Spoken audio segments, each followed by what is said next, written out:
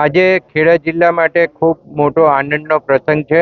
78મો સ્વાતંત્ર્ય દિવસનો પર્વની ઉજવણી માન્ય મુખ્યમંત્રી શ્રી ભૂપેન્દ્રભાઈ પટેલ સાહેબના હસ્તે ઉજવવા જઈ રહ્યા છે. ત્યારે આજે એક રેલીનું આયોજન નડિયાદની અંદર કરવામાં આવ્યું હતું અને આજે ભવ્ય રેલી SRP કેમ્પથી નીકળી અને ઇફકોવાલા હોલ સુધી રેલી પહોંચી હતી અને આની અંદર લગભગ પોલીસના મિત્રો 2000થી પણ વધારે અને એમની જુદી જુદી બ્રાન્ચના ચેતક કમાન્ડોથી માંડીને ડોગ સ્ક્વોડથી માંડીને બાકીની બધી બ્રાન્ચીસના પોલીસ જવાનોએ એ પરેડની અંદર ભાગ લીધો હતો અને આ તિરંગા યાત્રાની અંદર નડિયાદની જે કોલેજોથી માંડી અને યુવાનોએ જે ભાગ 2 થી 2.5 યુવાનોએ ભાગ લીધો હતો.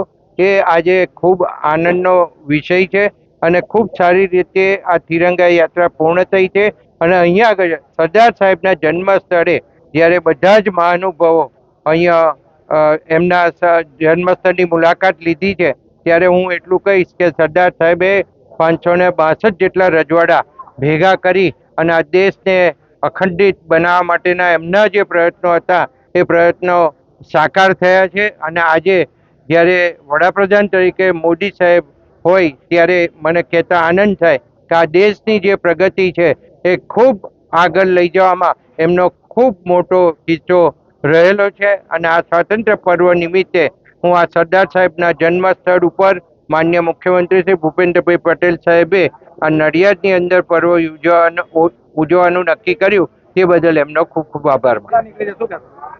78મા સ્વાતંત્ર્ય પર્વ નિમિત્તે મુખ્યમંત્રી શ્રી ભૂપેન્દ્રભાઈ પટેલ ખેડા જિલ્લામાં આવી રહ્યા છે અને ખૂબ જ ઉત્સાહભર્યું વાતાવરણ છે.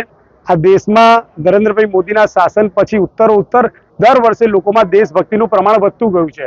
2021માં નરેન્દ્રભાઈએ સામાન્ય જનતા અને તિરંગા વચ્ચેનું અંતર ઘટાડ્યું અને વિભાજન વિભેષિકા સ્મૃતિ દિવસની જાહેરાત કરી, જેના કારણે આ દેશ આઝાદ થયો ત્યારે આ દેશના લોકોએ જે તકલીફ વેઠી હતી એની વેદનાને મનમાં લઈને ખૂબ જ જુસ્સા સાથે આવી તિરંગા યાત્રાઓ દેશભરમાં ઠેર ઠેર નીકળી રહી છે. તે અંતર્ગત સ્પોર્ટ્સ કોમ્પ્લેક્સથી લઈને SRP કેમ્પથી લઈને ઇફકોવાલા હોલ સુધી આ યાત્રા આવી. દરેક એજ્યુકેશન સોસાયટીના સર્વે લોકો, ભારતીય જનતા પાર્ટી સંગઠનના લોકો, હિન્દુ ધર્મસેનાના લોકો, સ્વામી વિવેકાનંદના લોકો અને સમગ્ર તંત્ર આમાં જોડાયું અને ખૂબ જ ઉત્સાહપૂર્વક દેશભક્તિનું વાતાવરણ જોવા મળ્યું. કુલ મળીને ભારત દેશની આજુબાજુના દેશોમાં ઉત્તર દેશભક્તિ ઘટવાના કારણે જે પ્રકારની પરિસ્થિતિ થઈ છે એને આ સર્વોત્તમ જવાબ છે કે ભારત દેશ એ એક છે, દેશભક્તિના રંગે રંગાયેલો છે અને નરેન્દ્રભાઈમાં તેમને સંપૂર્ણ વિશ્વાસ છે.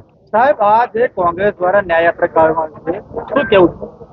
દેશના વિભાજન વખતે સમગ્ર દેશને અન્યાય કરનારી કોંગ્રેસને છૂટમૂટ એક યોજનાને પકડીને, કોઈ એક ઘટનાને પકડીને ન્યાય યાત્રા કાઢવાનો કોઈ હક નથી. સમગ્ર દેશને આ સ્વાતંત્ર્ય દિને એમણે જે ભૂલો કરી છે બદલ એમણે માફી માંગવી જોઈએ. કોંગ્રેસને ન્યાય યાત્રા કાઢવાનો કોઈ અધિકાર જ નથી. દેશના 78મા સ્વાતંત્ર્ય પર્વના આ રાષ્ટ્રીય પર્વના શુભ અવસરે ગુજરાતના લાડીલા પરમ આદરણીય મુખ્યમંત્રી જ્યારે ખેડા જિલ્લામાં આ રાષ્ટ્રીય પર્વની ઉજવણી કરવાના છે ત્યારે દેશના યશસ્વી વડાપ્રધાન આદરણીય મોદી સાહેબે દેશના તમામ નાગરિકોને હર ઘર ઝંડા હર ઘર તિરંગાના અભિયાન સાથે દેશના આ નવી પેઢીને રાષ્ટ્રવાદ સાથે જોડવાનો એક અદ્ભુત પ્રયોગ કર્યો છે. ત્યારે ખેડા જિલ્લામાં પણ આજે એક ભવ્ય તિરંગા યાત્રા નીકળી છે. મને કહેતા આનંદ થાય છે કે રાજ્યના 4 મુખ્ય મથકો પછી જો સૌથી સુંદર કોઈ તિરંગા યાત્રા હોય તો આજે આ ખેડા જિલ્લાની થઈ છે. ખેડા જિલ્લાના તમામ અધિકારી, પદાધિકારી, સંગઠનના લોકો, NGO, સંસ્થાઓ, સામાજિક વડાઓ ત્યાંથી માંડીને જન સુધીના સૌનો હું આભાર પ્રગટ કરું છું. વિશેષ કરીને આજના પ્રસંગે જે IG અમારા ત્યાં આવ્યા છે એમનું તમામ પોલીસ વિભાગનું તંત્ર, કલેક્ટરશ્રીની રાત દિવસની મહેનત, એમની સાથેનું એમનું પ્રશાસન તંત્ર અને જિલ્લાના સંગઠન ભાઈ શ્રી અજયભાઈ અને તમામ ધારાસભ્યો, વિશેષ કરીને સ્થાનિક ધારાસભ્ય પંકજભાઈ દેસાઈ અને નગરપાલિકાના પ્રમુખનો પણ ખૂબ મોટો સિંહ ફાળો રહ્યો છે. આ તિરંગા યાત્રાથી નવી પેઢીમાં જે ઉત્સાહ અને આનંદનો અવસર, અનેક પ્રકારની ઉર્જા પ્રગટ થઈ છે. આવનારા 15મી ઓગસ્ટ એટલે કે 2 દિવસ પછી એટલા જ ઉત્સાહથી સમગ્ર નગરમાંથી 20 થી 25 હજાર લોકો આદરણીય મુખ્યમંત્રીને આવકારવા પધારવાના છે. SRP ગ્રાઉન્ડ અને હેલિપેડ ગ્રાઉન્ડ ખૂબ મોટો કાર્યક્રમ થવાનો છે.